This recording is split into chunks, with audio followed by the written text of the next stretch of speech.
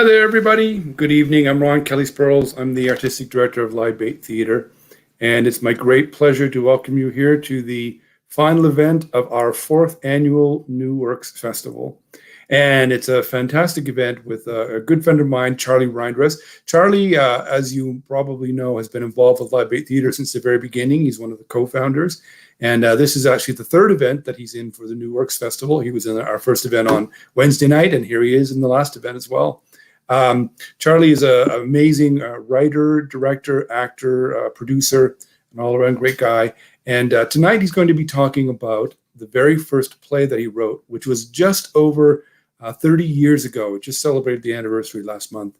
And that play, of course, is The Great Amherst Mystery. And it was also, I'm very excited to just have found this out, that it was Live Bait Theatre's first original production, first of many over the last 33 or 34 years that Live Bait has existed. So without any further ado, I will present to you an evening of entertainment and interesting discussion with my friend, Charlie Rhindress. Hey, Ron, thank you so much. You're way too kind. I appreciate it. Thank you for making this possible. Yeah. Anyway, I'm excited to do it. And I was thinking it's ironic that it's part of the New Works Festival when it's actually probably Live Bait's oldest work. Yeah, I suppose we could have called it the New and Old Work Festival. Well, Exactly. Part of why I thought it would be great for you to do it is just because, to talk about your experience as a writer, and this was your first play. So, I mean, that definitely touches back on the New Works aspect. So, well, yeah. And as a writer, you had me read from my book and help someone else write a new play. And I'm only a writer because of Live Bait, honestly. If Live Bait hadn't given me the opportunity to do these plays, because it wasn't just me, I needed the board's approval and the other people in the company, and they were all like, yeah, let's do this play. And that encouragement kept me going. Okay. Well, I'm going to tell people about the story and talk to Dave and Kiersten, who were in the original production. Did you want to do the land acknowledgement before I let you go? And then... Oh, yes, thank you, Charlie. I did, yeah. We just want to acknowledge the fact that Live Bait Theatre and all of the activity that Live Bait Theatre does takes place on the land of the Mi'kmaq. Although it's known as Sackville, New Brunswick, it has, for time immemorial, been the home of the Mi'kmaq people. And we owe them a great debt of gratitude for allowing us to do our work here. Okay, well, there we go. Thank you so much, Ron. And thanks, Charlie. Yeah, thanks again for making this possible. Take care. Bye-bye. Hi, everybody. I am Charlie Rhindress, and my hair is a mess. They didn't have my normal pomade, and I bought new stuff, and it's called Shiny, and it makes my hair look wet and stick to my head, and it's super hot here. I'm coming to you from Amherst, Nova Scotia, where I looked, and at 8 o'clock at night, it's like 22 or 23 and feels like 28 with the Humidex. So I'm a little bit hot and sweaty, but I'm excited to be here. And thank you to those of you who are watching. If you can make comments, which we will see, and we may get to them in the moment, or we may wait and at the end of the show have a look at all your comments and stuff. So I'm very excited to be here tonight. My very first play, Guilty, the story of the Great Amherst Mystery. We had the poster up there a minute ago. There's the poster from the first production, 30th anniversary. It's also, above my head, over here. There we go. Everything's backwards. That one, that's the poster from the first production. Then we have the poster from the second production. And there's a mural in downtown Amherst, and I have a poster of that as well. Anyway, so those are, normally that's a wall of Hollywood stuff, but for tonight, it's Great Amherst Mystery stuff. I can't believe I wrote my first play 30 years ago. So I want to talk a little bit about the story, but in a few minutes here, I'm going to be joined by Kiersten Tuff and Dave McClellan, who were in the original production 30 years ago. When we worked on the show, we had a lot of weird things happen, kind of supernatural things that made us think Esther's ghosts were after us or whatever. And we're going to talk about the production, but also a lot of the creepy things that happened. So I hope you'll stick with us for all of that. I'm going to tell you a little bit, for those of you who don't know. My first play, as I said, it was called Guilty, the Story of the Great Amherst Mystery. And it's based on a true story of the Great Amherst Mystery. And for those of you who don't know, I'm going to sort of recap what that story is. So when I grew up in Amherst, and I remember in elementary school, somebody telling me one time that there was a girl from Amherst who in the 1800s had been haunted by ghosts and demons. And I remember them saying in particular that the ghost set the dresser in her bedroom on fire, and they set the roof of her house on fire. And then it turned out it was just her boyfriend doing all these things. Well, that wasn't the story at all. But in grade 4, that's what somebody had heard. So if you grow up in Amherst, you tend to hear about about Esther Cox and the Great Amherst Mystery, and you might not know the whole real story, but everybody kind of grows up knowing about it. So I was 20 before I got exposed to the actual story, and it was actually through a trashy version of it. A book came out called Mind to Kill.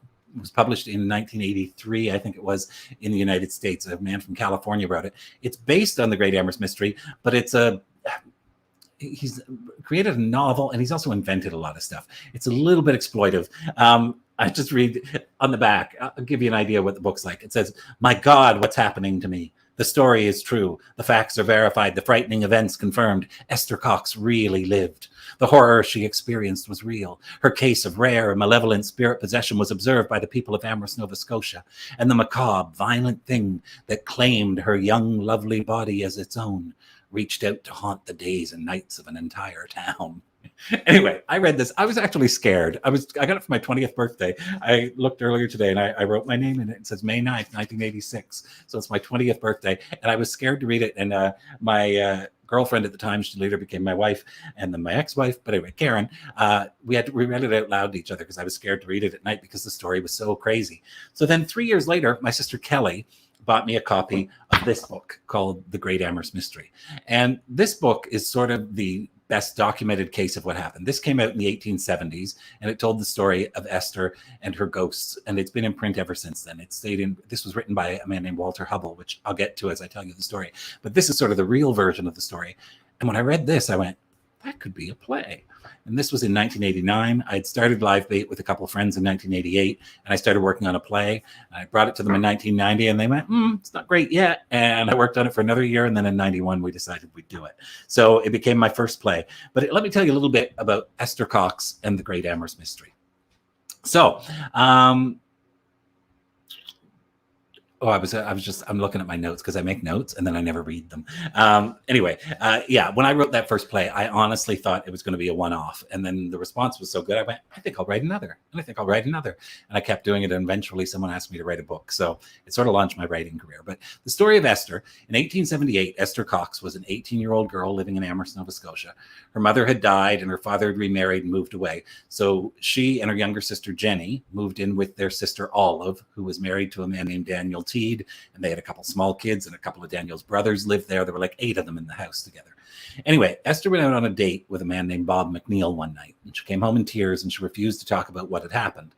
She crawled into bed beside her sister Jenny, and she was crying herself to sleep. And then they felt something moving in the bed, so they got up and they looked. They thought there was probably a mouse in the straw mattress, and turned out there was nothing there. And then the next night, or no, that same night, so they get back in bed, and then this box of quilt pieces jumped up in the air. Actually, I think that was, it's the second night. First night, nothing there. Second night, they feel something moving in the bed, and they get up, nothing there. They look under the bed, there's a box of quilt pieces. They pull it out, and all of a sudden it jumps in the air. And then the following night, Olive and Daniel came in, and they told the girls they were just imagining things. The next night, Esther woke up saying she felt like she was on fire. She was standing in the middle of the room, clutching the back of a wooden chair and screaming. There were these loud bangs as if someone had a sledgehammer up on the roof. Esther fell to the floor. When she fell to the floor, they looked at the chair, and she'd been clutching it so hard that her fingernails there was an imprint of her fingernails in the back of the wooden chair. So they called the local doctor, Dr. Carit, to come and examine her. He found nothing wrong with her. However, while he was there, the pillow flew out from under her head and flew across the room. And then things began to fall. They fell from out of nowhere, like they'd be sitting at the breakfast table, and all of a sudden the sugar dish would disappear, and then it would fall out of the sky. A bucket of water that Esther set on the kitchen table started to boil on its own. Esther would wake up in the middle of the night with a pin stuck into her skin. She'd swell up to twice her normal size. And then so eventually, between the banging and all these things that were happening, everybody in Amherst was talking about it. And, we're back in the days before the internet or TV, and everybody in town was gathered around, and people would come in the house to watch things. And soon, objects were flying through the air, the chairs would pile up on their own, and hundreds of people claim that they saw this. So when the story was written, there's a testamentary document included, and a number of people from Amherst say they saw all these horrible things happen to Esther. So Esther started to say she could see the ghosts. She said that there was more than one. There was a guy named Bob, who was the main ghost, but there was also a girl named Maggie and some others. And then before long, new stories were starting to be printed in newspapers across North America. So an actor down in the United States named Walter Hubbell, he was with a touring acting troupe back in the days, again, before TV and the internet, every small town had a big theater, and these traveling troops would come from the eastern United States, and they'd hit like little towns like Amherst would have a 1,000-seat theater, and they would come and do these shows. So Walter Hubbell, who was an American actor, he read about the story, and he thought, oh, he got a contract to come up to the Maritimes in Canada. And he thought, well, while I'm there, I'm going to expose this Great Amherst Mystery. This girl's a fake. I'm going to expose it and write a book about it. So he came to Canada. He arranged a board with the family, and he walked in the door and a paperweight flew at his head. And then he stayed with the family, and over time he witnessed a lot of stuff, and he became convinced that the story was real. So Esther ended up working at a saloon in town because the family couldn't handle, all the furniture being broken and stuff. So she stayed with a local saloon owner and worked there. And he and Walter decided that they would take Esther out on tour. So they traveled around the Maritimes. Walter would take her on stage, he'd tell the story, and Esther would just sit there, and they would hope the ghosts would show up. They didn't. They eventually got run out of town, and Esther came back to Amherst. Anyway, soon the ghosts were starting fires, and Esther ended up going to stay with a family on the outskirts of town, the Van Ambergs. And while she was there, nothing happened for a few days, and then things started disappearing there as well. I guess I should back up a tiny bit. So Olive's husband, Daniel, said she can't stay here. She's going to burn the house down. They were just renting the house. They couldn't afford to have the house burn in downtown Amherst and maybe set the whole village on fire. So they sent her to stay with the Van Ambergs. While she was there, she went into the barn and said that the ghost started dropping matches, and it burnt the barn to the ground. And Esther ended up being charged with arson, and she went to jail, and she spent 4 months in jail. Actually, she was, I think she was sentenced to 4 months, spent 3 months and got out because of good behavior. And while she was there, a man started coming to visit her, and they became close, and she married him. And she went to see a First Nations medicine man, according to the story. So Walter Hubbell did stay with the family, and he wrote the book, which, he saying that this was all true. And anyway, according to the book, a First Nations medicine man performed an exorcism. The ghost went away. Esther left town, and she died in Brockton, Massachusetts at the age of 52. Apparently, the ghost never bothered her again, and she refused to talk about it for the rest of her life. So anyway, that's the story of the Great Amherst Mystery in a nutshell. Kiersten and Dave and I will talk a little bit more about it, but I'm going to bring them on now. I see they're both here in my green room. When I set this up, I have a little studio, and it says they're in the green room. I'm just going to talk about them a little bit before I bring them in. So Kiersten and Dave, well, actually, you know what? I'm going to bring you both in, and then while you're sitting here, I'm going to talk about you. So there's Kiersten Tuff, my original Esther Cox. Hello. Hello, Kiersten Tuff. And let's bring in Dave McClellan, the original Walter Hubbell. Hello. Hello there. I'm going to make it look like that, so the actors are up above. Can I switch? Oh, look, Dave's wearing a T-shirt from Sackville, New Brunswick. I'm wearing a shirt. I'm going to get to this in a little bit. It says Esther Fest. I tried to get Amherst to create a festival called Esther Fest. They've worked a little bit on it. Anyway, somebody came up with some T-shirts, but someday there might be more. Anyway, Kiersten, I'm wearing a shirt from the 1800s. Are you really? Just kidding. I'm not. You could have just said that. We would have believed you.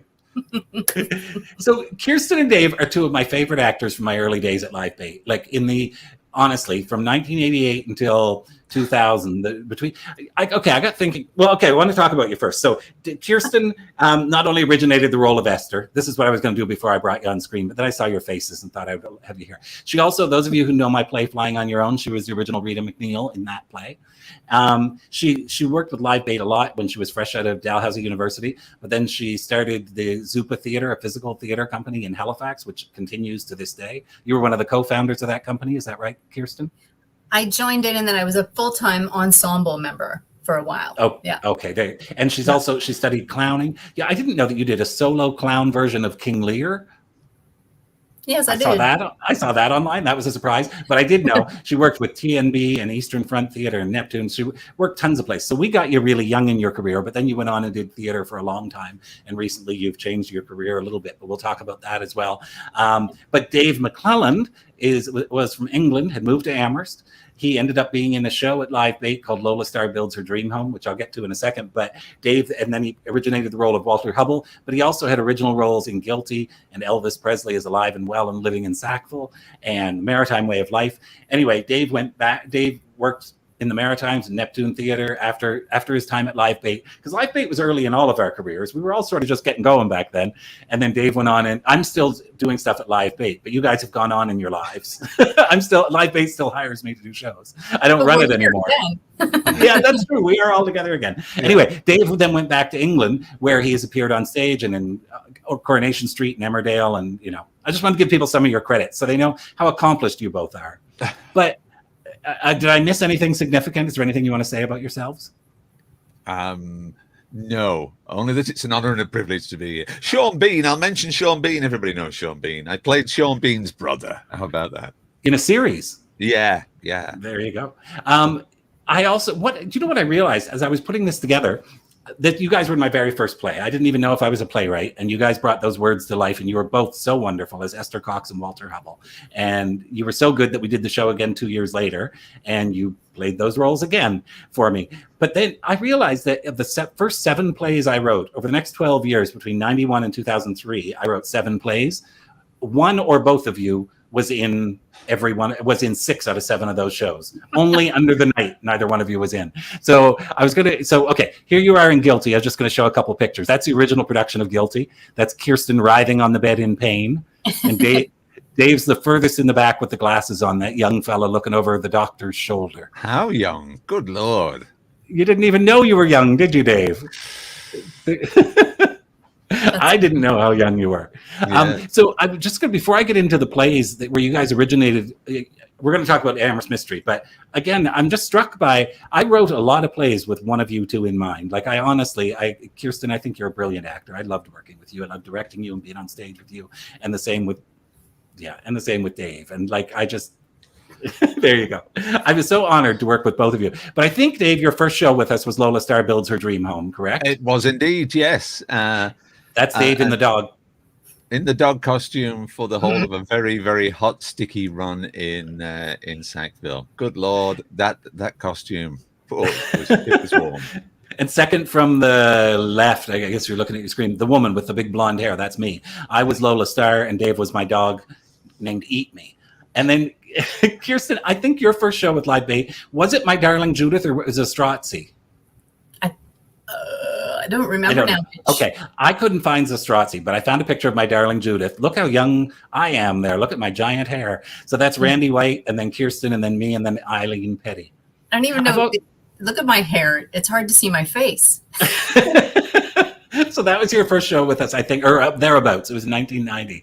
Charlie looks like an 80s pop star. Yeah.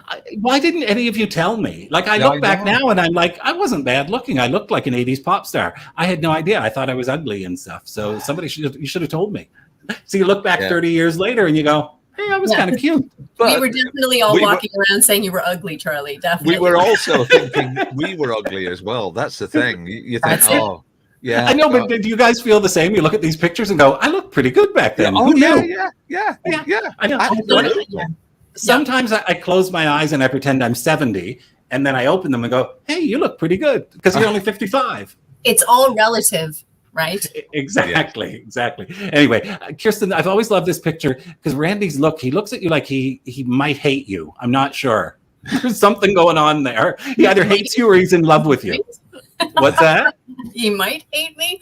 No, I don't know. I don't know what that was about. Get your hair out of my face, woman. I think it just happened to be the second that the camera happened to snap, but it just has this weird look on it. Anyway. Well, you only took one photo in those days too. You exactly. Keep taking them, could you? Because you got 24 and you can't use them all up. We can't waste film. Yeah, I remember Randy got in trouble because I think he had a bit of the RBF, the resting bitch face. Pardon my language, everybody, but I think he often looked pissed off if he wasn't animated. He was like, okay. I get accused sometimes where people think I'm nasty when my face is at rest. And I'm like, I wasn't doing anything, I swear. I have almost the opposite thing. It's not my face. It's the fact that I talk fast. So people tend to think that I'm energetic and like positive or something. And I'm not. I'm cranky and tired all the time. I just talk fast.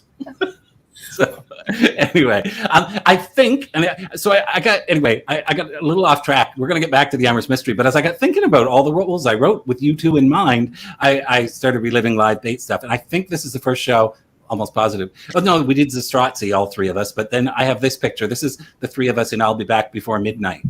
So that's, I can't remember. Nancy was her name, and then me, and then Kiersten, and then Dave. Yeah. Look at us. And the set fell down. That's I still have those overalls. The set fell down. At one point, I had to like slam these doors shut, and we'd had this carpenter build the set who was an actual carpenter. He wasn't a set carp. It was very early days in live bait, and he was willing to do the job. And I just remember I slammed the doors, and I could feel like the entire wall that went to a blackout, and the entire wall was coming down. And you were backstage, and Dave, and everyone was scrambling and like getting the wall back up. And Karen was stage managing, and she saw it start to go as she went to black, and she held the blackout extra long. By the time the lights came back on, it was all fine.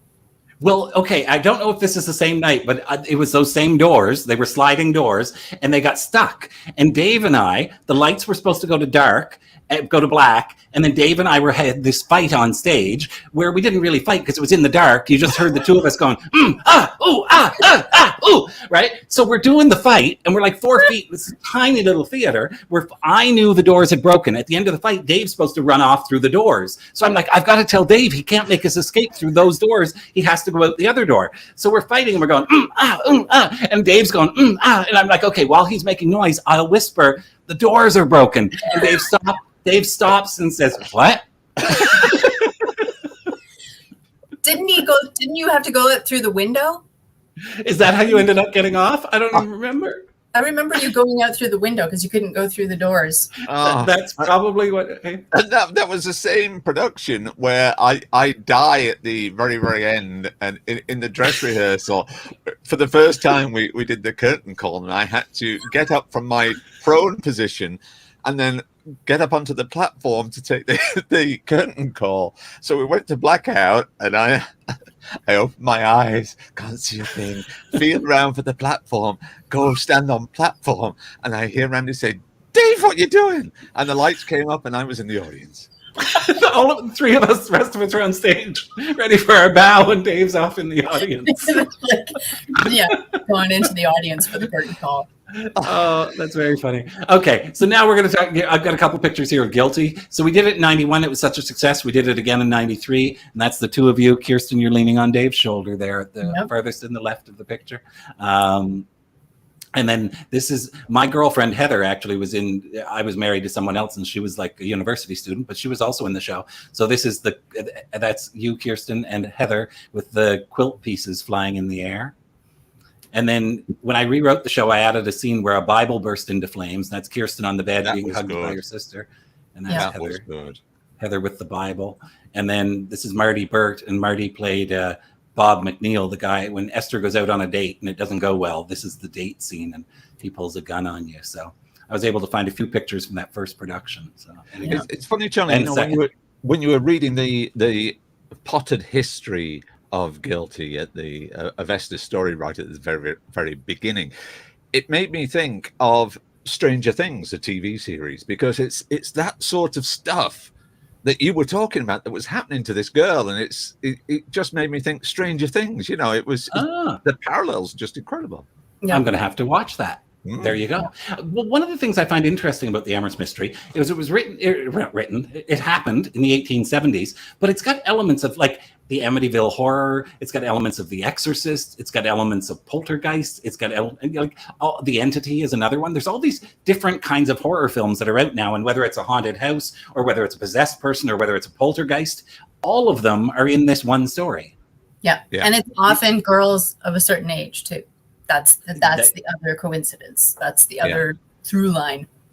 I know, it's almost like if you were looking at it from the outside, you would almost go like, this is the beginning story. You know what I mean? This is the original myth that all the others are based on, because it has that young girl as well. And, you know, I think Esther was actually 17, but they say she was a little bit like slow and backward, like a little late like she was still playing with little kids. So she was probably just discovering her sexuality, which is part of the story of, you know, a lot of these poltergeist happenings and stuff like that. So it's almost like the origin story for so many paranormal things.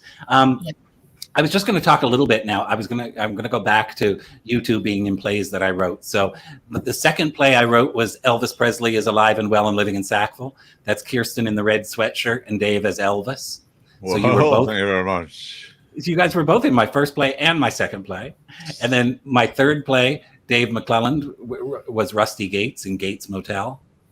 And then I did a show called Under the Night about werewolves, which neither of you were in, but you were supposed to be, Dave, and then you ended up going to the Atlantic Theater Festival. So I did write it with you in mind. And then this is The Maritime Way of Life. That's Dave in the. There's three people standing up. The middle one is Dave McClelland, and then I'm to his left. Well, if you're looking at the screen on the right, we're the two in pink and red anyway. Dave in the middle. We played Ma and Grandma, and then my next play was Flying on Your Own, which I don't have pictures from the stage, but this is us backstage. And if you look in the center there, the lady in the white dress with the black, that's Rita McNeil. Flying on Her Own was based on Rita's life. And Kiersten, and next to her is Nancy Mooney, the woman who sang her songs in the show. And then we have Kiersten beside her. And then I also have this picture of you and Nancy and Rita together. And then the next, sorry, what'd you say? I just love that picture. I do too. It's like I call it my three Ritas. Yeah. It was Rita the person, Rita the singer, and then Rita the real life human being. And then my next play was called Home and Away. And it was a musical about hockey I wrote with Dean Burry. And Dave, you were in that, and you played Don Barry. And there you are in the back. I did. Back in the red sweatshirt. Jeff McBride.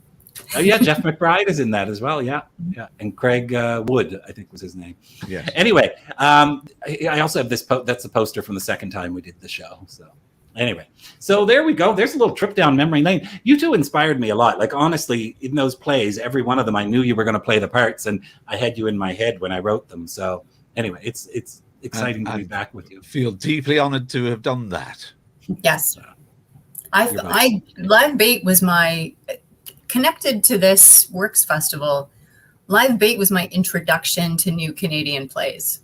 I had studied at Dal, but really the focus at Dal at that time was the classics. We read Shakespeare, we read, the American sort of Death of a Salesman kind of era. And I hadn't read very many new Canadian plays. And I remember you and Randy were shocked that I graduated from a program, this is a long time ago, but and I hadn't been, introduced to new Canadian plays. So I was lucky because I got a really great education at Live Bait of new Canadian plays. Well, thank you. I watched you and went, okay, so that's what a real actor who studied theater does, because I hadn't studied acting. Honestly, I didn't know what I was doing. So, and I learned by doing and watching, people like you who actually had training and stuff. But the number of people who came out of Mount A who were theater creators, who went on to start theater companies and create, that's something, I was really inspired by that, because I was like, well, that's how you make a living in this country as a theater artist, is you got to do your own stuff. And we didn't at Mount A. We didn't even have a theater program. I went to Mount A. Kiersten graduated from Dal, but we didn't have a theater program per se. But we had theater courses you could take, and you got to be in shows. So I think with you guys who did theater programs, sometimes I know Heather, my partner, has a theater degree as well. She said it was third year before she really got to act. Well, with us, we were doing 3-4 plays a year every year, so we didn't get the training in the same way, but we got to do it a lot. And we also there was a guy named Rick Knowles who loved new Canadian theater, and he inspired all of us. So we ended up doing like George Walker's The Strozzi, and we thought, hey, we can write plays about local stories like the Great Amherst Mystery or whatever. So anyway, Brilliant. And Dave, you were from England going, what the hell's all this Canadian stuff? Exactly. You hadn't been in the country long, right, Dave? No, I hadn't. I arrived in 86, December 86, and 88 was my first year, wasn't it, with Live Bait? 89 was our first season, and you came to see me in a show, and your cousin you had relatives in Amherst, and I'd gone to high school with your cousin, and she introduced us. And then the next year you were there as a dog. And then a couple of years later, we were all going, hey, let's do an original play. We had no idea if it would even work, and there we were. So now I'm going to talk about the Great Amherst Mystery, like I promised people. Actually, just a sec. We have a few comments. I'm just going to quickly look at those. Hazel Coates is watching from Amherst. Blaine Totten says, hi, Charlie. I love the stories about this play. Live Bait says, go, Charlie. Oh, and Heather McIntyre said, hey, that's me, because we showed a picture of her. So I was going to I missed something earlier because I do write tons of notes and then I ignore them. But just so people get an idea for this story and what a big deal it is in the world of paranormal, it's become world famous. Like if you know paranormal stuff, you know the Great Amherst Mystery, whether you're from England or whatever. Like this book called The Mammoth Book of the Supernatural by a British writer named Colin Wilson. Do you know that name, Dave? He's a big deal in Britain, writes a lot of paranormal. Anyway. He's passed away now, but he calls the Great Amherst Mystery, he says it's the best documented poltergeist case of all time. And anyway, it's appeared in all kinds of books like Ghosts of Nova Scotia. And there was a couple women from Amherst wrote a book about Esther called Haunted Girl, the Esther Cox and the Great Amherst Mystery, which is great. But McClellan, the New York Times said, in all probability, the greatest tale of its kind in this or any age. McClellan's magazine said it was Canada's most famous ghost story and a classic poltergeist case. Colin Wilson in Mysteries, his exact quote, was one of the most important of all poltergeist cases. Encyclopedia Canadiana said it's outstanding among ghost stories, has attained world celebrity. I meant to read some of those quotes just so people get an idea. And there've been podcasts about it and TV shows about it. There hasn't been a movie about it yet. And I've written 2 treatments. And I'm still begging people to do the movie and let me write it, but we'll see. But anyway. There's another comment there from Scott Richardson. Oh, Scott Richardson is watching. Scott Richardson says, hi, Kiersten, and hi, Dave. There you go. Hi, Scott. And Norm Rabitz is a guy from Amherst who loves ghost stories. Lots of great books on Esther. Love them all. Actually, when I was working for the town, trying to create Estherfest, Norm and I talked, and he shared some stuff with me. I showed a picture of Elvis Presley is alive and well and living in Sackville, which you were both in, and Scott wrote original music for that show. Yep. That's who Scott is. Okay, I've been talking a lot. I'm going to shut up a little bit. I want to talk now about the actual production. So often when people work on paranormal stuff, whether it's the movie, like the Exorcist movie, Poltergeist, Amityville Horror, a lot of weird stuff happens on sets and things. And people always say that, they're haunted or possessed. And we had a lot of weird stuff happen. And at first you just go, oh, okay, that's kind of weird. And the very first thing that happened that I went, that's kind of weird. And it didn't even dawn on me that, to go, it's Esther and her ghosts, was one of the very first times we rehearsed the possession scene. So Esther had been laying at Kiersten. We talked for an hour yesterday, and I called Kiersten Esther 8 times. Anyway, Kiersten. I don't mind. I'm sorry. In my head, you'll always be Esther and Rita, both. Anyway, first time we did the possession scene, we had rehearsal. You did your screaming and writhing on the bed. I went home, and you guys went out for a beer, and then you two tell the story because I wasn't there. No, Scott Richardson was. Yep. Scott Richardson was there. Indeed. That's right. Went for that post beer, and we're just having fun, weren't we? And weren't we talking about scars that we had or something? Yes. Scott told a story about a scar I think he had on his chin or something and how he got it. And the thing is, it had been like a long day. It had been very intense work. Because it really was the first day that we did that scene over and over where it's like you're possessed and you're screaming and writhing on it. Scott told the story of this scar that he had on his chin, I think. And then Dave... I told the story of a scar on my finger. Yeah. And I just remember, this is what I remember of it. Scott told the story and I was starting to feel like, you're in a tunnel a little bit. Like you're like... And to be clear, I'd had 1 sip of a beer. It was still sitting there mostly full. Dave leans in, and goes, I have this little half moon scar on his finger. It's showing. And that's all I remember because the next thing I knew, I was on the floor and Dave and Scott were over me going, Kiersten, are you all right? And I had apparently fallen. Well, Dave, I don't know what I look like, but apparently I look like I was having a seizure. Yeah, you did. Yeah. My eyes rolled back in my head. I shook. Yeah. It looked like the possession scene that we've been rehearsing all day. It was just what? Yeah. Very strange. And I had nothing like that had ever happened to me before or has happened to me since then. And I've worked many intense jobs. I've done many, long hours, and I've never had anything like that before. I remember Lorna, who worked at Ducky's. It was only the 3 of us and Lorna behind the bar. And I just remember Lorna leaning over the bar and going, I think you should take her to the hospital. And you did. And then I went to the hospital and I felt really sick for like about half an hour. And then it passed. And then I was fine. And yeah, and I remember Dave, you calling and saying, Kiersten, she was like she was possessed. She was just on a bar stool and she fell off the stool like she was possessed. And we just done the possession scene and we were like, oh, that's kind of weird. And anyway, over time, so that was the first thing. And then there was more and more and more. And they could all be considered coincidences. But when you put them all together, you start to go, is there something weird going on here? So in the play, Dave plays Dave McClelland.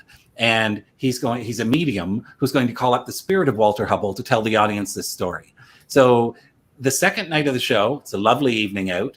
And then all of a sudden these big thunder clouds move in. And Dave, would you like to take the story from there and tell what happened? Yeah, I mean, it was, to gone well, opening night. And I thought, oh, here we go. And it's this lovely thing because I have the stage to myself for this opening. And I'm me and I do a transformation into Walter Hubbell. So it's all quite dramatic. And we set off, and you can hear distant thunder rumbles. But you carry on. Now, had I actually done the change into Walter when yes, because you just said, what are these, electric lights? Yes, and then boom, and the lights all went out. In Massachusetts, the lights went out, and you go, okay, we're doing a play. It's about possession, and the lights have all gone out once I've mentioned, what are these, electric lights? And so the emergency lights came on, didn't they, I think? And I kind of tried to continue as best I could until finally lights came back on again. And it was a really, really weird experience. But it wasn't just that, was it, Charlie? Because no, that very same storm that rumbled and cast us into darkness continued to go across the marshes where it reached Amherst. Right, we're doing the show. Sorry, just so people know, we're doing the show in Sackville, New Brunswick. Yes, 15 minutes from Amherst. If you don't know that. And the storm rolls over with mighty rumbles of thunder, lightning, and doesn't lightning hit the building directly across from the courtroom where Esther was found guilty? And what happened to that building that was struck? Burnt to the ground. Where Esther was found guilty of arson. Yes. Wasn't that where also the jailhouse was in that same building? So she was held in jail in that building as well. And across the street, lightning strikes. And and Amherst went through, there's a whole bunch of weird stuff. There was a bicycle shop, I think, that might have burnt down that same time. And then I think you said, Kiersten, you heard something about like some plant closed. Like it was like Amherst had all this bad luck. And you told me a story when we talked yesterday that I'd forgotten about. Were you and I together in that convenience store? Or was it? Yeah. We went into a convenience store, and the woman who was working at the cash said something like, you're Charlie, you're doing that show, about Esther. And this stuff had all happened. And she was like, yeah, I think maybe you should not do that show anymore. And I was like, oh, no. Like, I know my sister went to a party, and she said her name. There were these older ladies there, and they asked her name, and she said Charlie Rhindress. And they said, oh, are you related to Charlie Rhindress? And she said, yeah, that's my brother. And they said, one of them said, oh, he's the one that got Esther's ghosts all stirred up again. So people were connecting it. It wasn't just us. Anyway, Norm, who I acknowledged here a minute ago, said he was standing in Victoria Park when that happened, when the lightning hit the building. So anyway, we had a lot. So those were a couple things, but we're gonna do a reading and then come back, and we've got a whole bunch more. Like it's not like we're crazy. Like one or two things happened, and we went, that was creepy. I do want to, just before we do your reading, my cousin is watching from Boston, Darlene, so I wanted to say hi. But our good friend Pam Halstead, Dave, said someone was missing from that Maritime Way of Life photo. Who was that? I know, Kiersten, I'm sure you know Pam as well, but Dave and I were in Maritime Way of Life with her, and she's not in that picture. Pam, I looked for a photo. I have one somewhere of you sitting in the wheelchair in the middle of the room, and I looked and I couldn't find it, and that was the only picture I could come up with. Esther took it. Esther. Yeah, it's Esther's fault, Pam. Hey, listen, we'll get to this, but don't blame Esther for things.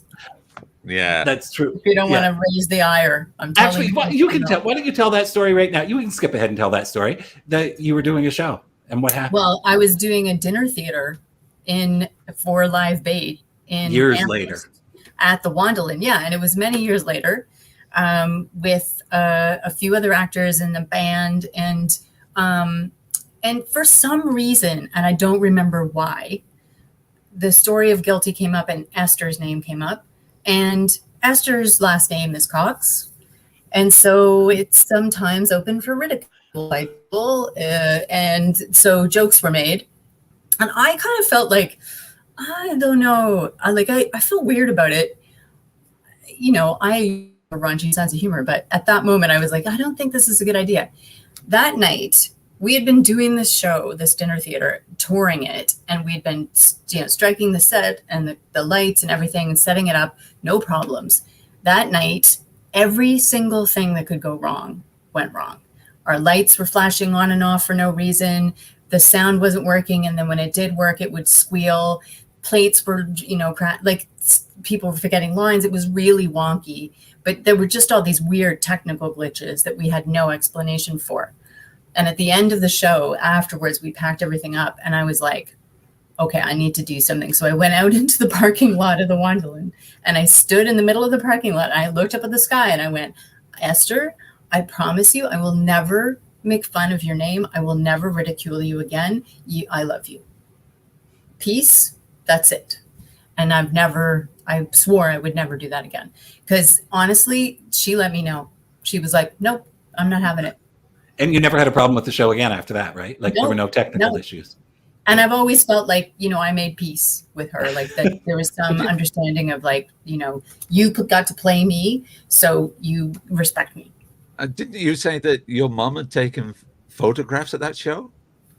Oh, yeah. She took photos in the theater. Well, this is connected to, there's other stories of the photos too, which we'll get to, right? But that my mom came and took pictures in the theater and then took pictures out in the lobby. And it was, old days where you had to just take the film and get it developed. It wasn't digital.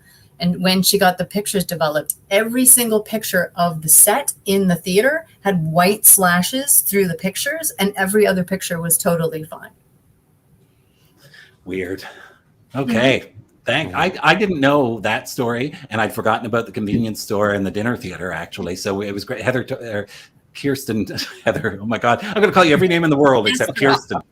You're Heather, you're Esther, you're Rita. Kiersten told me those stories yesterday, and I was like, those are great. We got to tell those too. Okay, I'm going to get you two to do a reading from the show right now. So this is a little excerpt.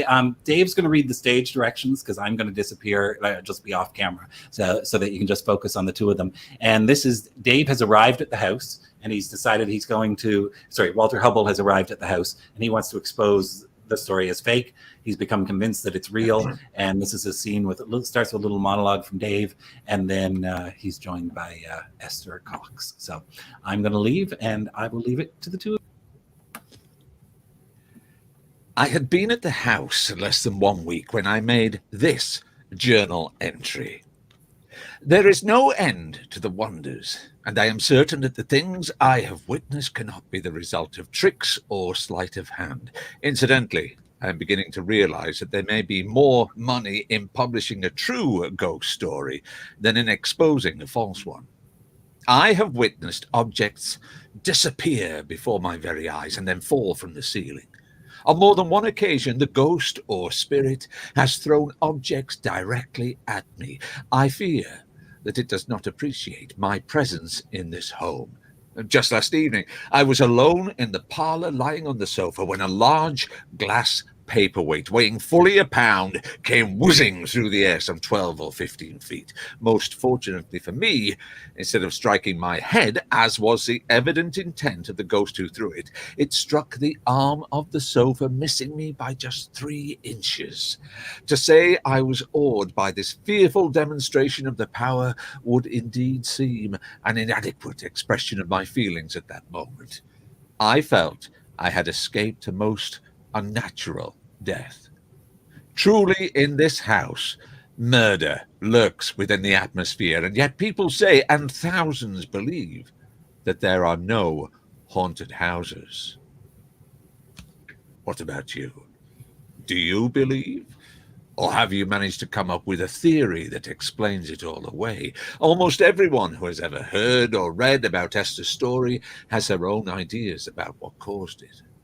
And I was no exception, although I was different from most, and that I approached the subject from a logical point of view. The lights cross to the kitchen where Esther and Hubble are in mid-conversation. It's only a couple of short experiments. I'm so tired of it all, though. If I can figure this out, we might be able to stop it. What do you want me to do? Simply concentrate on an object and try to move it with your mind. It's not me doing stuff. I don't know how. I know, Esther, but just try. Try to do it this one time. What do you want me to try to move? How about this chair? All right. Esther stares at the chair for 15 to 20 seconds. Finally, a tin cup falls off a shelf, almost hitting her.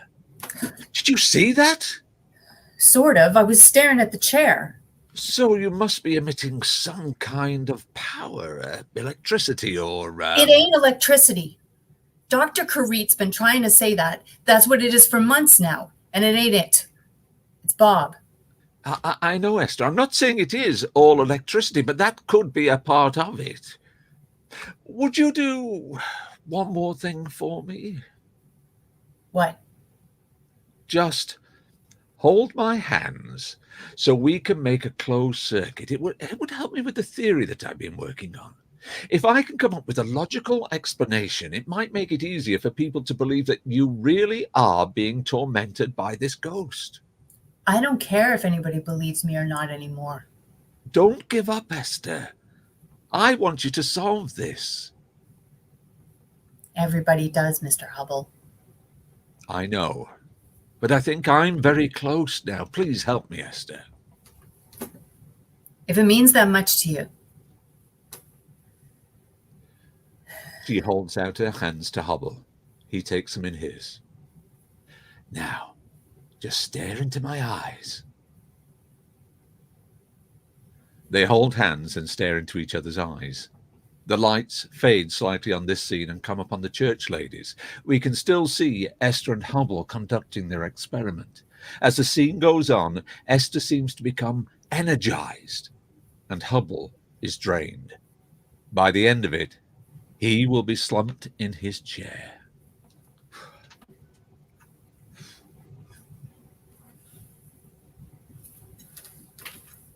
I can't hear Charlie. Uh-oh. There we go. Sorry, I forgot to unmute myself. Thanks, guys. I was just saying that it's fun getting to hear you two do those lines again. All these years later. Thank you. One of the things I'd like to point out, I was 25 when I wrote that. It was my very first play. And I listen to it now and it's like, Hubble is so friggin' wordy. But if you look at his book, that's the way he wrote, and this purple prose. And I was trying to capture that, but perhaps I went a little over the top. But whatever. You guys, you said I loved it as an actor, though, darling. No, yeah. He's a showman. He's a showman as well as... and he was an actor, right? Yeah, and that's what I was going for. That sort of, yeah. Anyway, you're both. Anyway, I just love seeing you do those lines again. We're going to look at a couple comments, and then we're going to get into a whole bunch of other strange things that happen. So Heather Cahoon says, "Okay, I'm loving this. Always enjoyed your shows. That movie needs to happen." I agree. The movie needs to happen. Anyway, I have thoughts on it. Hazel Coates says, Amherst Historical Society. Esther put in an appearance. That was another show that was done in Amherst. I also wrote a dinner theater about Esther called Possessed by Esther Cox. And then Heather's Aunt Elsa is watching. Hello, Elsa. Thanks for watching. And she watched my readings last night, too. She's one of our biggest fans, so thanks for watching. And then Scott says, oh, my God, that reading took me back. It's funny just hearing your voices. Okay, I got a couple other things here. Dave, I don't know if you guys remember this, but in the show, Dave sat at a desk, and it was this desk, And I still use it to this day. That's the desk where I write all my stuff. So that's, you know, I'm working on, there's a book there about Sarah McClellan. I'm working on my new book sitting at that desk. But I got it when I graduated. Yeah, I'm writing a new book, which is about female singers from Nova Scotia. Anyway, that's Sarah McLachlan up there on the left. But she's one of the chapters. It's about Anne Murray and Rita McNeil. And I went to high school with her. You went to school with that, Sarah? Yeah. Did she you went really? to QEH when I went there. Yep. Did you know her? Vaguely, like it was, you know, friends of friends. I remember seeing her play at the Lawn Jam. Really? Yeah. Yeah. If you have any stories, let's talk. It's been hard. I've talked to Leslie Chandler, who's around your age, I guess, as well. And Backstreet Amusements. Do you know about all that? I used to hang out at Backstreet Amusements. That was my home away from home. You and I will have another talk that has to do with that book. But anyway, so thank you, Kiersten. I didn't know. That's very cool. Anyway, for those of you who are interested, last night I read from my new book, and I talk about Backstreet Amusements and Sarah McLachlan in Halifax and all that sort of thing. So I won't get into it tonight because it's supposed to be about the Amherst Mystery. But the only reason I showed the desk is I got that desk when I graduated from high school. It was already an antique in 1983, and my parents bought it for me. And then we used it in the play, and Dave sat at it every night.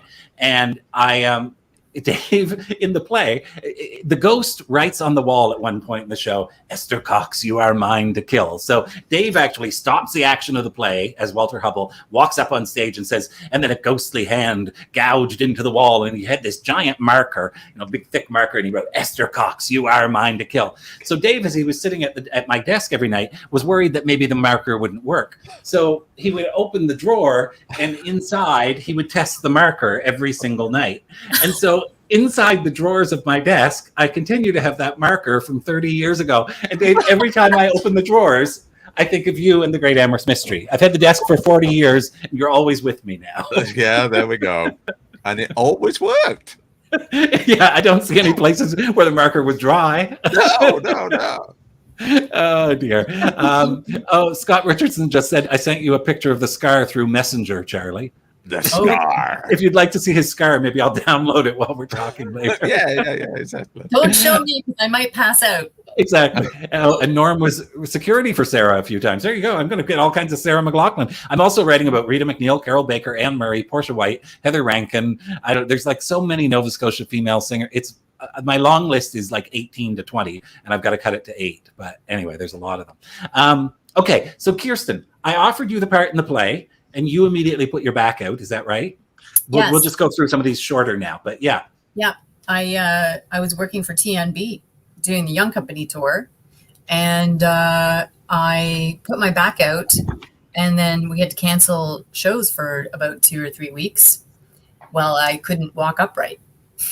So this was right after you'd been offered a part. I also offered a part to the girl that Heather played Jenny in the second production. In the first production, it was a young woman named Johanna Leibovitz. I offered her the part, and she broke her foot. And do you guys remember she had a cast on for all of rehearsal? She got it off before we opened, but the cast was there. And at one point, one weekend, she said, I need the weekend off because I'm going to New York for a wedding. And then she called to say, I'm going to be late because my plane hit a truck on the runway. So she was late getting back to rehearsal.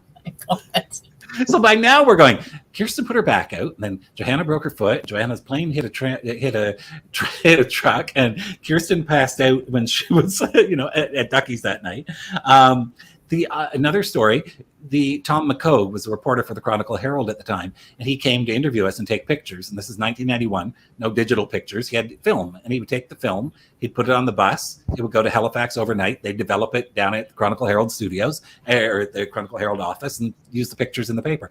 He called me and said, Charlie, there's not going to be any pictures with the review because my film disappeared on the bus, and that's never happened in 25 years. They've never lost a roll of film on me, and the film got lost. Then Howard Carr came from the Times Transcript and was trying to get pictures of the cast. And every time he looked through his camera lens, there was a spider crawling around on the lens. And he had no idea what it was. And well, he assumed it was a spider, but he opened the camera and couldn't find it. And I remember we had like a little air hose that we'd been using for like the nail gun or something. Is that what it was? Yeah. I can't remember. And we sprayed inside the camera, and it was still there. And we were like, yeah, that's just Esther. Because by then, so many things had happened. We started, and so he wrote the hit. Can you correct me if this is wrong? But that happened. But weren't we trying to take set photos too at a separate time? And something happened where there was something on the camera and we couldn't take those pictures. I remember Karen trying to take pictures. And there was Okay, that something may- in the camera. So then by the time he did it, it had happened once before. That rings a bell, actually, now that you say that. Yeah. It's 30 years ago, so I can't remember all the details, but a lot of them, I don't know if you guys, the area. So in the story, it turns out it's Bob that she went on the date with, and it's Bob, and the ghost that's haunting her is named Bob, and the area was hit by Hurricane Bob. And we decided to do the show a second time. So we did it in 91 and 93 when we decided to do it again. We decided it on a Monday night at a board meeting. The next day, Karen, my wife at the time, we ran the company together, got in a car accident and totaled our car. Heather, who was in the second production, the day of her first rehearsal, got in a car accident and totaled her car.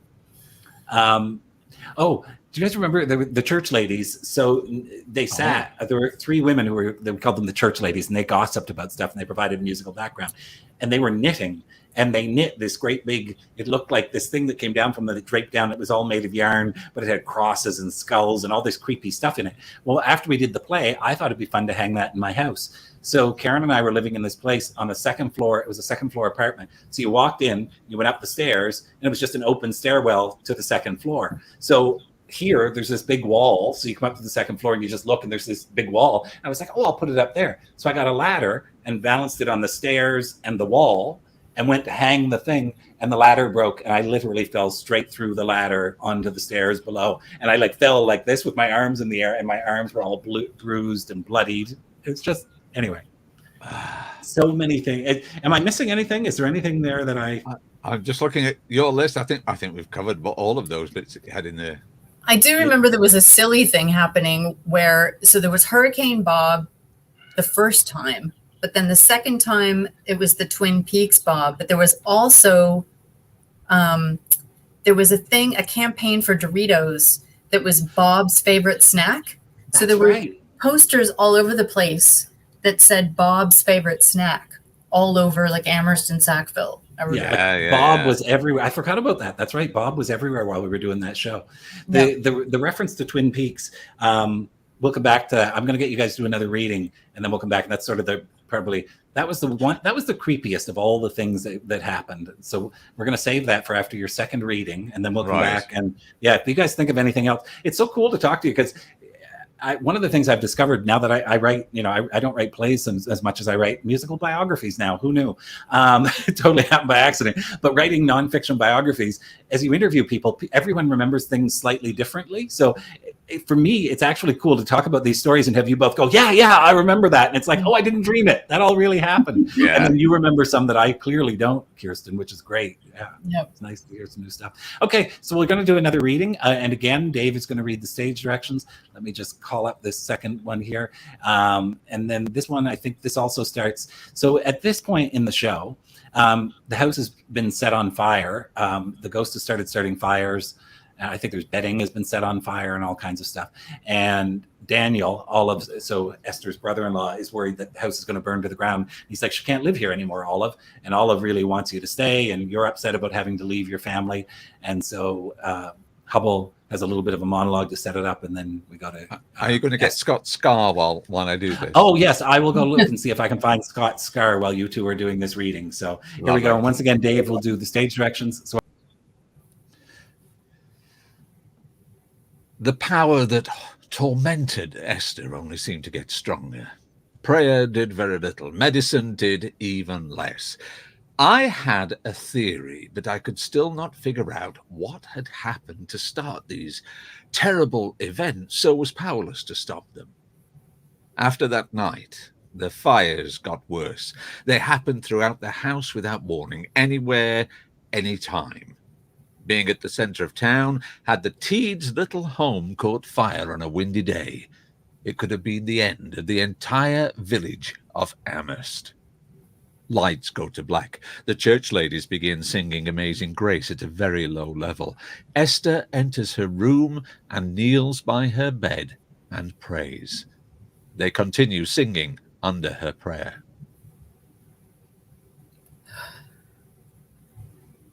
If Bob's really going to kill me, he's got a good start. I feel like I'm half dead already. God, I don't know if you're even paying attention to me anymore. It sure don't seem like it. But if you are, I need your help. See, everybody thinks I'm either crazy or giving off electricity, and they don't believe that I can really see and hear Bob. They blame everything he does on me. They keep saying it's some kind of sickness, and the doctor will find a cure, but there ain't no cure, because it ain't a sickness. It's Bob. God, if you're really up there, why are you letting him do this to me? Are you punishing me for something? If that's it, it's worked. I'm getting the worst punishment. They're going to make me leave because of the fires. God, I don't want to leave my family. You can let Bob do whatever he wants to me. Just don't let him hurt anyone else or the house. Please, God, don't make me leave. Show me that you're still up there. Help me.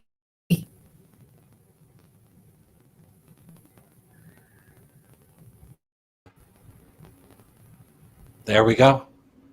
Nice work. Oops, can you guys hear? Yep. Dave is muted. Dave, you're muted. I don't know if that was just me, but the sound went all crackly and got out of sync there while she was doing it. I know. And I was like, okay, is this... I did try... Okay, yeah, it did. Which, if you watch it back, it's like when you took... It's like, and then you started talking really until that moment, right? Am I right? No, yeah. It didn't do it. If you watch this back, and the audience will tell you. And now I will say, because I don't want to. Heather Cahoon just commented. Somebody commented, yeah, it was creepy. When you did a lovely reading, Kiersten, but it was. And then Heather McIntyre wrote, yes, wonky sound. So. You did a lovely reading. I did try to download the picture from Scott, and I was worried that was maybe taking up bandwidth or something. So I quit doing that. But your voice, I don't know. You kind of slowed down, and then it tried to speed up, and so you went, yeah, somebody else wrote, like she spoke, but no sound, and then sound. Weird. There's no, I would just so people know, I wouldn't be able to do that. Like, there's no way I can make that happen. No, I did not make it happen. I promise you. I was just like, oh, this is going well. So far, so good. No weird wonky tech issues. Yeah, there was though. There was. So now, and again, I was trying to upload a picture from Scott. So it's possible that had something to do with it, because Scott sent a picture. But I will tell you that right now I'm uploading the picture from Scott. Is it messing us up again? No. Nope. No, nothing's happening. So okay. I finished uploading the picture. I brought it in. There's he says his scar is there. It's we lost Kiersten. So while we were talking just now, I did the same thing. I went to this picture and I finished uploading it because I thought, oh, I'll stop here because it's not, maybe that's the problem. Anyway, let's blame it on Esther. But okay, so the weirdest thing that happened, and for years I didn't talk about this because, so Sharon Young wrote, it was so bizarre, and Heather McIntyre said spooky. Okay, I'm going to tell you a couple things. First of all, I have an Esther Cox doll. Before we get into that last story, so there's a woman in Amherst who makes these, and if you look close, she has like blood and stuff on her, and it's because our cat got an infection, and the cat had this big sore, and of all the places in the house, it decided to go sit beside the Esther doll, and the sore popped open and blood and pus went everywhere, and we woke up and there was blood and pus all over Esther Cox. And so we wiped it off, but we haven't washed it with bleach and tried to get rid of it because it's sort of part of the story now of my little Esther Cox doll. Anyway, you can hear the cat meowing over there. He's like, yeah, that happened. So I don't know if Esther did it. That's her familiar. Yeah, if you look at the doll, she has pins in her face. The woman who makes them, she took the part about Esther she looks like a voodoo doll because she's got little pins. You can't really, I don't know if you guys can see them. I can see them. Okay. Hellraiser. Yeah, because and it looks like Kiersten's hair too. A little bit from the time. And is that the outfit you're wearing? There you go, Kiersten. Perfect. I love it. Just a sec. Okay, we'll do you side by side. We'll take Dave out. Here, we're just going to take Dave out, and there we go. Look, you and Esther. It's perfect. I love it. Anyway, I'll bring you Stick a back. pin in your face. Anyway, it looks like a voodoo doll because anyway, there's a part where the ghost stuck pins into Esther, so the doll has pins. Maybe the cat, a pin burst its pus bubble. I don't know, but anyway, pus and stuff in it. So, Oh Lord. Scott Richardson just said uncanny in terms of the similarity. Anyway, so we're doing the show, and in the play, there's a ghost named Bob that's haunting Esther, it turns out. Well, we had been watching Twin Peaks for all of us for a year and a half, 2 years at this point in time, and the finale was on while we were rehearsing the play. So while we're rehearsing the show, we decide we'll all get together. Sorry, I've got notes here somewhere. I'm just not looking at them. And we'll watch the finale of Twin Peaks. So we watch the show and we have our donuts and our cherry pie and stuff. And it turns out in the finale that Twin Peaks all along has been haunted by a ghost named Bob. So, and it was me and Karen and Dave and Christian Roy, who played Olive, and Kiersten. I think it was just the five of us, wasn't it, at our apartment watching the show? I think so, yeah. And when the show, we had candles going everywhere, and we got talking about all the weird things that had happened while we were working the show. And then we were saying, I heard that when they did The Exorcist, weird things happened in the set. It's like, I can't remember all the details, but if you look it up, it's like the set when they were working on The Exorcist burnt to the ground. And the Poltergeist movies, 2 of the 3 kids in that ended up dying in unusual, weird circumstances. So we were talking about that, all of us, after Twin Peaks, going, wow, it's Bob in Twin Peaks too. And we're like, we're getting all this bad luck. Like, you suppose we're opening ourselves up to negative energy and to evil stuff, and maybe we shouldn't even be doing this play. Like, maybe, leave well enough alone. While we're having that conversation, the phone rings, and I pick it up, and it's my father, and my family nickname is Boo. And Dad says, Boo, we're going to have to, Mom and I are going to take off tomorrow. We're heading to Montreal because Aunt Ada was murdered last night. While we were having that conversation. So I hang up the phone and I say, oh my God, my great aunt, so my dad's aunt, was murdered. And Dave, I recall you walking to the door and saying, yeah, I'm going home. And you put on your shoes and left. Like you were gone within 30 seconds. Yeah. Yeah. And then Kiersten, you told me, what do you remember? That we had lit all these candles. And I remember also just we heard your voice as you were talking on the phone, as you were answering your dad.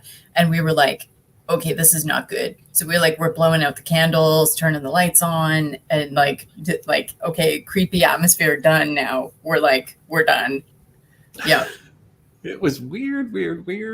Yeah. Anyway, Norm just said, wow. But it was strange.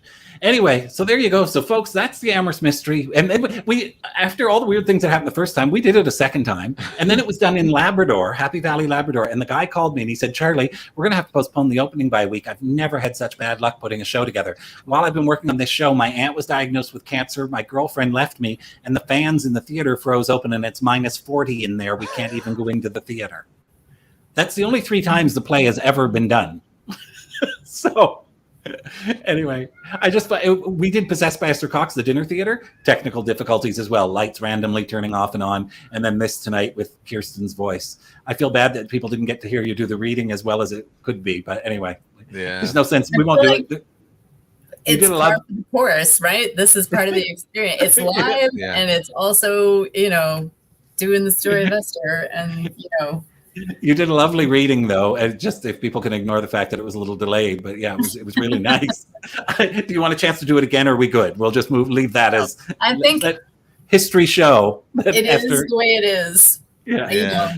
I mean, I do love that speech because I think it is like her basically saying, what have I done? Like, it's not my fault that this is happening, and I'm being punished. And the worst thing for her was the being made to leave her home, because it wasn't just that she was being tormented. It was that the ghosts and Bob in particular were affecting her family and the people that she loved. And then she was forced to leave them because she couldn't stay near them because they were being tortured as well. Yeah. So, that's and she was this awkward girl who probably didn't have a lot of friends, and she just had family. Like, that was it once they took that away from her. Yeah. My cousin Darlene in Boston said, awful thing what happened to Aunt Ada. She was her aunt, great aunt as well. But it's just, anyway, horrible. But yeah, so the Esther, though, like I said, I wrote a dinner theater about it. I've written treatments for a couple of films. I worked for the town of Amherst a few years ago.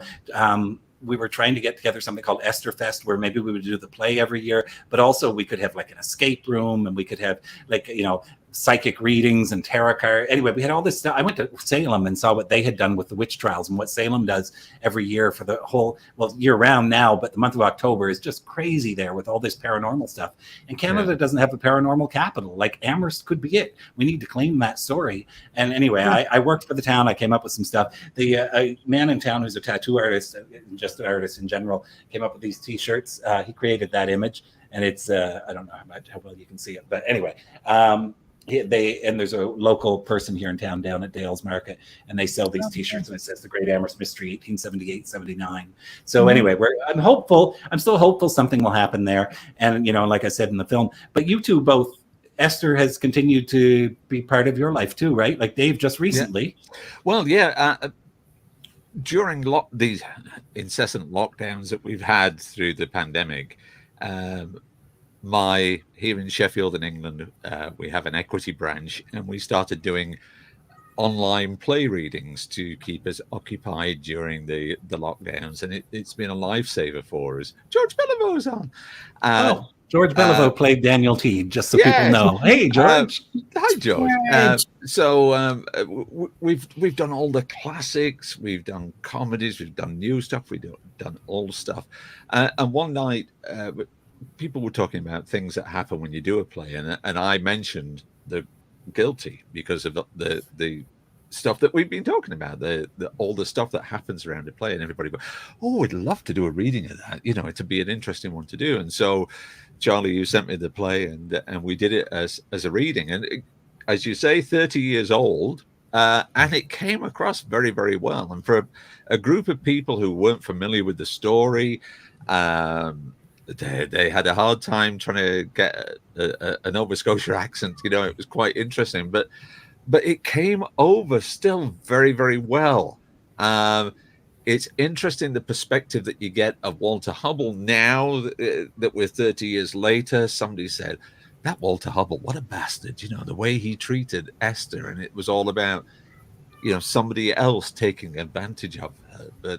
But it was great to do a reading, great to do it with fresh people, and just, to have that reaction again. It's marvelous to do it. It lives on.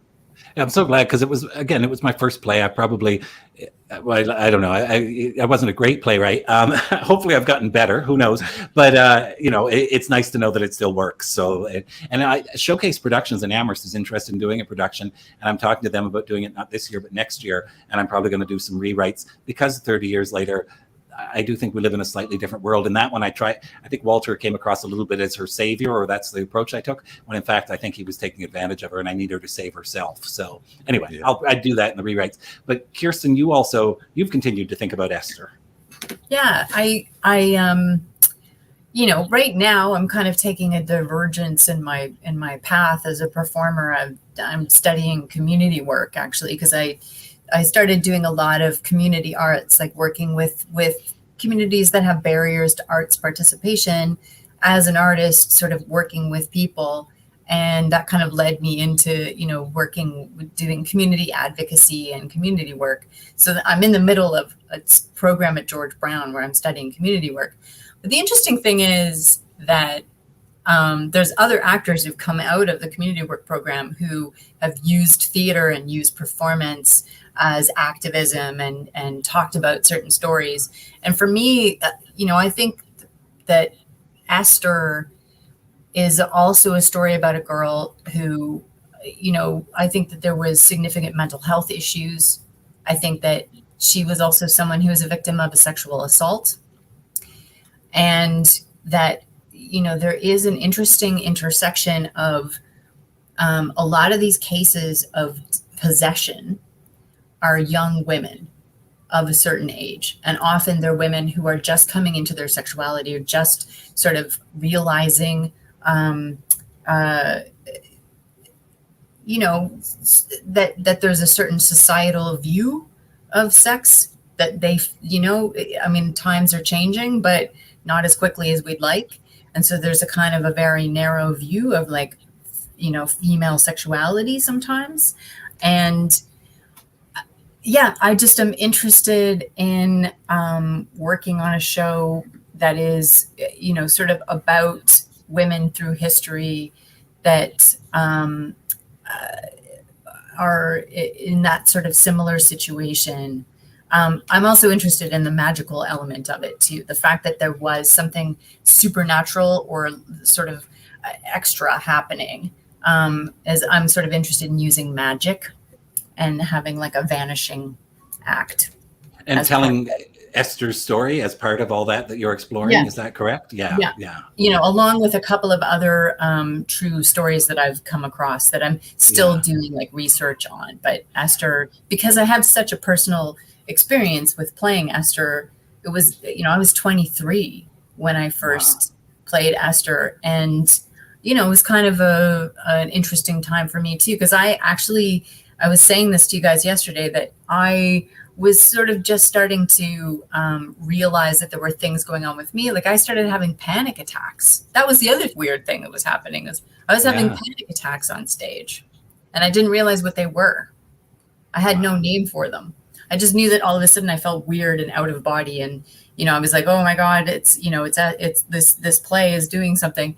And then, it continued throughout my life. And I'm like, oh, right. It's not just that. But, when you told me that, sorry, I didn't mean to interrupt you. I didn't know. I don't think I knew it at the time. Did I? You didn't even share that with us? No, I wouldn't tell. I didn't tell anybody that. Right. Because I wasn't, you didn't talk about stuff like that at that time. I'm much more open about it now. But, in terms of, I just think about it in terms of what Esther, like I think about her and I think, imagine someone going through the stuff that she went through and probably what was going on with her mentally that people would have no name for and would just think that, there's something wrong with her. Well, right? Back then, I mean, people that had mental issues, like they often jump to they were possessed. Like that was part of it, like honestly, I believe if I'm not mistaken, I think that was that era. So no, you're right. And having to deal with all that in the 1870s and as we've said, even the way we presented the show in 91, in 2021, we're a little more aware of stuff and would deal with things in probably a slightly different way. So yeah. Well, I mentioned earlier that there have been some podcasts and stuff about the Amherst Mystery. I've been interviewed. I'm going to share some of those. Maybe I'll get Live Bait to share them maybe tomorrow on their Facebook page for people who might be interested. But anyway, I just wanted to say that. But other than that, we're basically done. This went a few minutes longer than I had thought. I thought an hour, but it's been so nice hanging with you two. Anything either of you would like to say, or you? It's just good to see you both. It is. I'll say, I'll make a plea. I'm living here on Plague Island. Please, somebody come and save us from this government. We hate them. They're trying to kill us. Dave is still in England, in case I mentioned that you'd gone back to England. He is there. So, yeah. Oh. And Kiersten is in. Are you in Toronto? I'm in Toronto. Right in Toronto. I knew you were in Ontario. I just thought maybe you were on like the outskirts or something. And I'm in Amherst, Nova Scotia. I'm in the best shape. We haven't had a new case in 4 days and only have 5 active cases altogether.